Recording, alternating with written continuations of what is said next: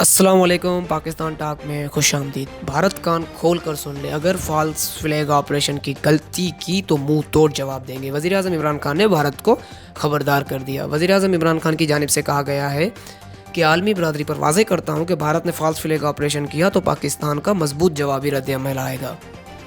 وزیر اعظم عمران خان نے اپنے ٹویٹ میں خبردار کیا کہ بھارت فالس فلیگ آپریشن کی غلطی بھی نہ کرے۔ اگر بھارت نے یہ حرکت کی تو اس کا منہ توڑ جواب دیا جائے گا۔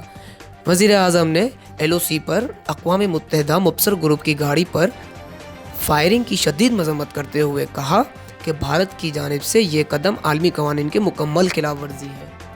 وزیر اعظم کا کہنا تھا کہ بھارتی اقدام عالمی قوانین اور اقوام متحدہ کا احترام نہ کرنا ظاہر کرتا ہے اور پاکستان بھارت کے اس جابرانہ رویے کی شدید مذمت کرتا ہے۔